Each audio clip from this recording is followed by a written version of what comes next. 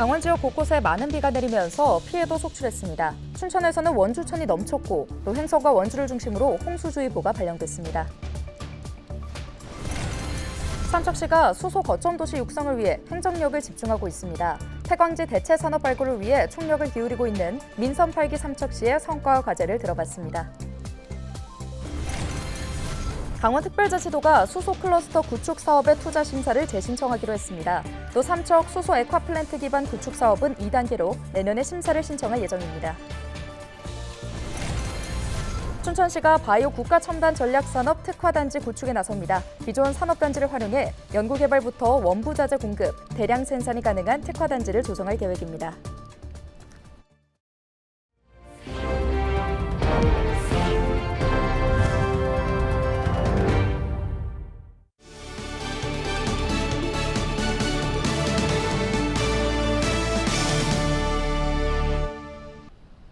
여러분 안녕하십니까? 헬로티비 뉴스입니다.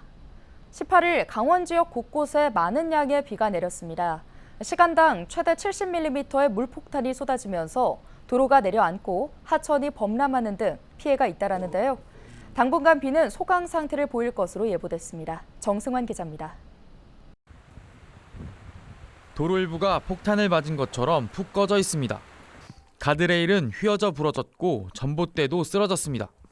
18일 오전 춘천시 사북면 오월리 피암터널에서 도로가 내려앉았습니다. 이틀 연속 많은 비가 내리면서 약해진 지반이 무너져 내린 겁니다. 비가 많이 오다 보니까 흙이 빠지다 보니까 이제 지반이 약해지다 보니까 그렇게 내려앉게 된 거죠. 그 토사라든지 그걸 지금 부어가면서 지금 복구하고 있고 추후에 이제 장비가 하천 쪽으로 내려가서 이제 다지면서 이제 올라오면서 작업을 해야 될 것 같아요. 도로에 돌이 떨어지거나 나무가 쓰러지는 사고도 속출했습니다. 화천과 횡성 등에선 낙석이 발생했고 춘천과 양구 등에선 쓰러진 나무에 도로가 가로막혔습니다. 침수 피해도 잇따랐습니다. 철원 갈마릅 한 주택에선 지하실이 침수돼 출동한 소방당국이 배수 조치했습니다. 원주에선 불어난 하천에 둔치 주차장 일부가 물에 잠기고 차량 5대가 침수 피해를 입었습니다. 또 원주 문막교와 횡성 오산교는 한때 홍수주의보가 발령됐습니다. 특히 원주 지역을 중심으로 산사태주의보가 발령되면서 입산이 통제됐습니다. 곳곳에서 피해 신고가 접수된 가운데 강원도는 이날 오전 재난안전대책본부 비상단계를 2단계로 격상했습니다. 춘천댐 등 북한강 상류댐들은 수위 조절을 위해 방류량을 늘렸습니다. 16일부터 18일 오후 3시까지 강원 일부 지역엔 300mm가 넘는 폭우가 쏟아졌습니다. 지역별로는 철원 동송에 392mm, 춘천 신북에 185mm, 원주 문막에 174mm의 장대비가 내렸습니다. 기상청은 19일까지 강원 내륙과 산지 일부를 중심으로 비가 내리는 곳이 있겠으나 당일 새벽부터 서서히 잦아들어 소강 상태에 들어갈 것으로 전망했습니다. 헬로티비 뉴스 정승환입니다. 강원특별자치도가 수소 저장 운송 클러스터 구축 사업을 동해와 삼척으로 분리해 중앙투자심사를 재신청하기로 했습니다. 강원자치도는 18일 수소 클러스터 구축 사업 중 동해 지역 1단계 사업에 대해 오는 31일까지 행정안전부 중앙투자심사를 재신청하겠다고 밝혔는데요. 1단계 사업은 국비와 지방비 650억 원을 들여 동해시 북평 제2일반산업단지에 산업진흥센터 등 연구와 기술검증 기반을 구축하는 내용입니다. 행정안전부는 지난 16일 지방재정중앙투자심사에서 민간 투자를 위한 특수목적 법인 설립과 재원 조달 방안이 구체화되지 않았다며 반려했습니다.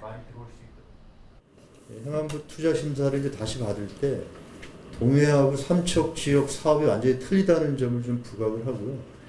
그다음에 그 삼척 지역 같은 경우는 SPC 우리가 동해 쪽에 사업을 추진을 하면서 삼척 지역은 SPC 설립이라든가 민간 투자 부분을 좀 더 보완을 해서 재추진하겠다. 강원자치도는 국비와 민간 투자 2,500억 원을 들여 삼척 호산항에 액화수소 생산시설을 짓는 2단계 사업은 내년 상반기 중앙투자심사를 신청할 예정입니다. 춘천시가 춘천 홍천 바이오 국가첨단 전략산업 특화단지 구축에 나섭니다. 육동한 춘천시장은 기존 춘천 산업단지를 활용해 연구개발부터 원부자재 공급, 대량 생산이 가능한 특화단지를 만들겠다고 밝혔습니다. 빠른 시일 내 전담 조직인 바이오 의약품 통합지원센터, 즉 바이맥을 구성하여 바이오 의약품의 후보 물질부터 임상, 생산에 걸친 전 주기적 특화단지 육성 지원 체계를 마련하겠습니다.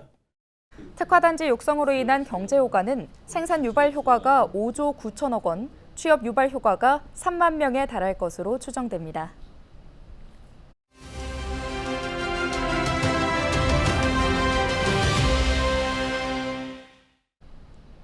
민선 8기 취임 2주년을 맞아 준비한 미니 인터뷰입니다.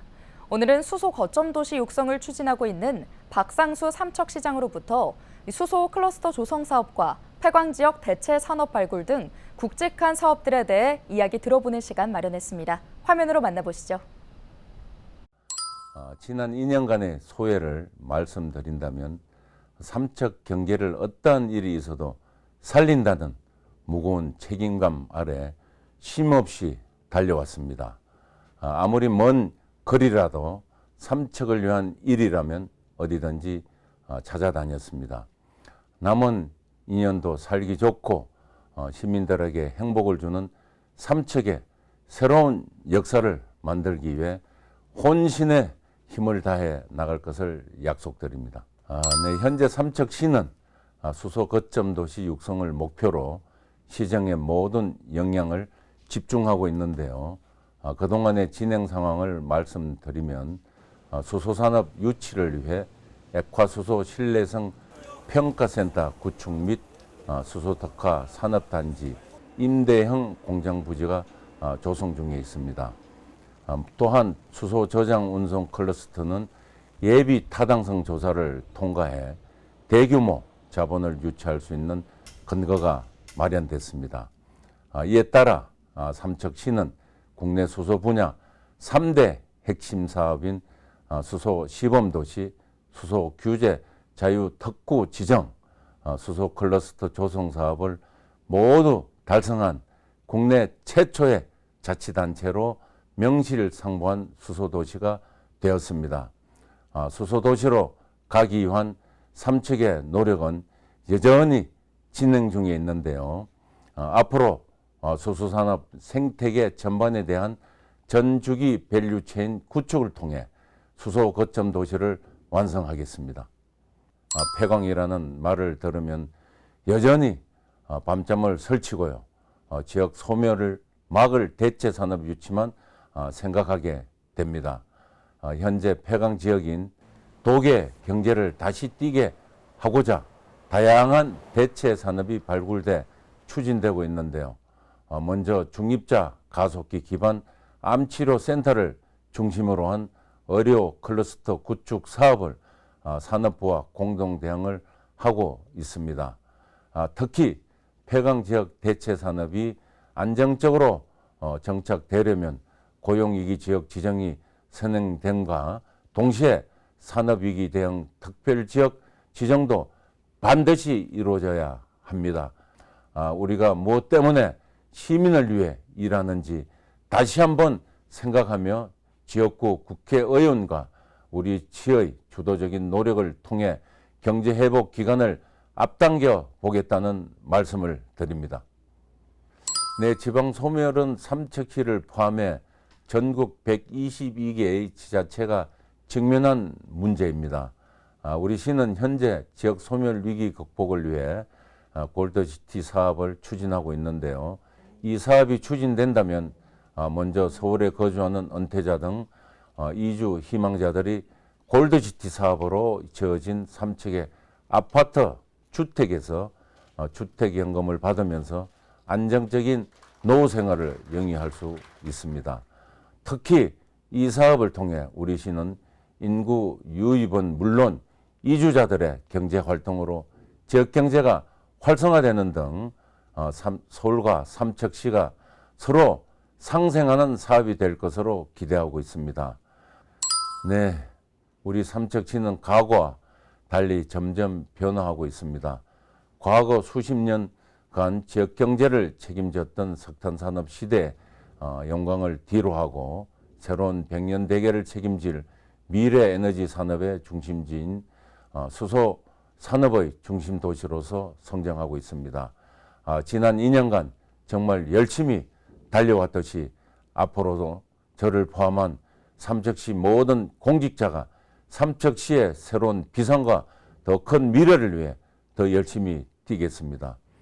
삼척이라는 도시가 정말 살기 좋고 모두가 살고 싶은 도시로 변화하고 성장하기를 바라는 한 사람으로서 시민 여러분께서 굳건한 믿음으로 지원해 주신다면 제가 처음 약속드린 것처럼 우리 삼척시의 새로운 변화를 반드시 이끌어낼 것을 약속드립니다. 감사합니다.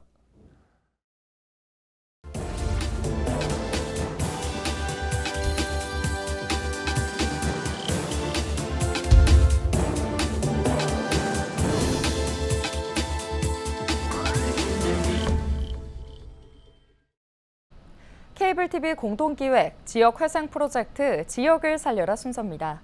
소멸 위기에 놓인 농촌 지역에서는 인구 유치에 사활을 걸고 있는데요. 경기도 포천에선 도시를 떠나 농촌으로 온 청년들의 영농 활동과 정착을 돕고 있다고 합니다.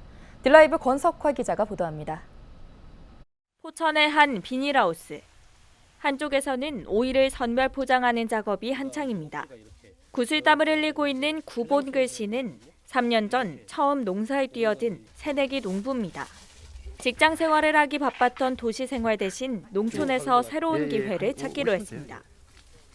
생활하고 이런 데는 조금 어려웠던 것 같아요. 뭐 지원 같은 것도 제가 할 수 있는 부분이 없는 것들도 다 이제 연합회에서 하니까는 사실 제가 신경 쓸 부분도 많이 없는 것 같고.